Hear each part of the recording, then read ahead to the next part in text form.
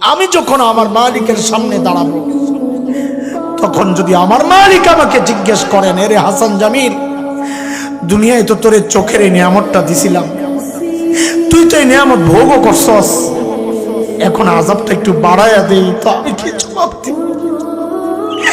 তোকে তো জবানের নিয়ামত দিছিলাম, তুই তো নিয়ামত ভোগও করছস, এখন আযাবটা একটু বাড়ায়া দেই, তো আমি কি জবাব দিব? এর জবাব তুমি কি জবাব দিবা? বাবা আপনি কি জবাব দিবেন বলেন? কি পুঁজি বানাইছেন বলেন? কোন পুঁজির ভরসায় আমার নিশ্চিন্ত জীবন যাপন করছেন বলেন? নবী আলাইহিস সালামকে জিজ্ঞেস করা হয়েছে, আপনার সবচেয়ে প্রিয় কে? তো নবী বলেছেন আয়েশা। বলে পুরুষের মধ্যে? বলে আবুহা, তার বাবা আবু বকর। আল্লাহর নবীর সবচেয়ে প্রিয় দুইজন মানুষ বাপ বেটি, দুইজনই জান্নাতের সুসংবাদ পাওয়া, অথচ আল্লাহর সামনে দাঁড়ানোর ভয়ে কি করতেন? কি আসছে রিওয়ায়াতে, আম্মা জান তো কাঁদতেন কাঁদতেন কাঁদতেন আর বলতেন, ইয়া লাইতানি কুনতু নাসিয়াম মানসিয়া, আরে আমি যদি নিঃশেষ হয়ে যাইতাম, আমি যদি নাই হয়ে যাইতাম, তো আল্লাহর আদালতে দাঁড়াইতে হইতো। বাবা আবু বকর তো আরো আগায়া দূরে নির্জনে যায় নিজের ধিক্কার দিয়ে দিয়া কাঁদতেন আর বলতেন, ইবনা আবি কুহাফা, এরা আবু কুহাফার বেটা, মানুষ কেন হইলি, মানুষ কেন হইলি, এখন হিসাব কেমনি দিবি? গাছের পাতার দিকে তাকায়া তাকায়া আবু বকর কাঁদতেন আর বলতেন, ইয়া লাইতানি কুনতু ওয়ারাকা মিনাশ শাজারা তুদাত অতুকাল, হায় মানুষ না হইয়া যদি গাছের পাতা হইতাম তো এক খায়া ফেলতো, আমার আর হিসাব দেওয়া লাগতো।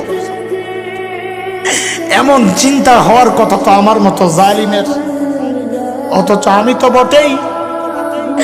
অধিকাংশের চেহারার দিকে তাকাইলে মনে হয় না মানুষটার আখিরাতের কোনো চিন্তা আছে। কেন রে ভাই, আমি জানতে চাই কেন? আরে আম্মা জান তো জান্নাতের গ্যারান্টি পাওয়া, আমাকে আপনাকে কে গ্যারান্টি দিল যে আমাদের মৃত্যুর যন্ত্রণা হবে না? আবু বকর তো জান্নাতের গ্যারান্টি পাওয়া, আমাকে আপনাকে কে গ্যারান্টি দিল যে আমাদের কবরের আযাব হবে না?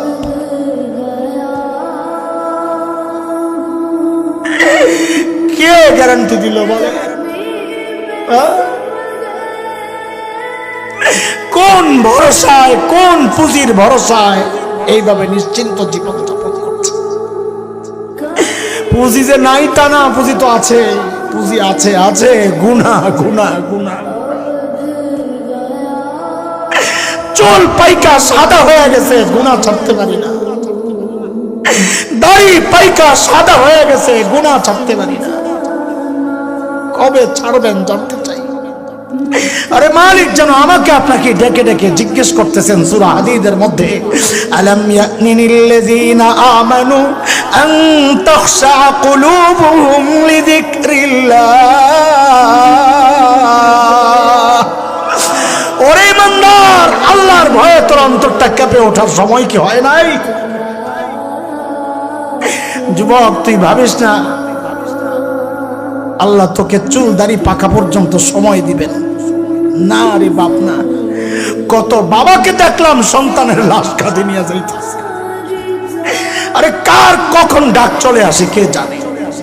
কে জানে এই মজলিসে এমন কেউ আছে যার মৃত্যুর পরোয়ানা ঘরে, যার কাফনের কাপড় দোকানে সে বসে আছে এখানে। কে জানে কালকে খবর পাইতে পারেন বয়ান করে গেল হাসান জামিল তো দুনিয়ায় না। কোন আমলের ভরসা এইভাবে নিশ্চিন্ত জীবন যাপন করছি দোস্ত? হ্যাঁ, আরে কার নাফরমানি করতেছি একটু চিন্তা আছে মাথায়? কার? ওই মালিকের যিনি আমাকে আপনাকে এত ভালোবাসেন। কত ভালোবাসে ভেবেছি কখনো? আহা কত ভালোবাসেন আমার মালিক। আমি আপনি যখন দরজা জানলা আটকায়া ভেতরে গুনাহ করি,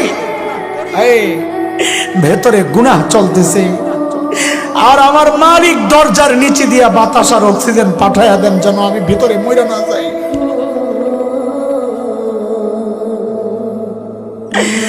ওই মালিকের নাফরমানি আর কত কাল বলেন? যুবক, আমার কথাগুলো যদি তোদের হৃদয়ে টাচ না করে আমি বলি কি ভাই আমার কাছে আয়, তো আমার কাছে আয়, আমার বুঝানোর আর ক্ষমতা নেই।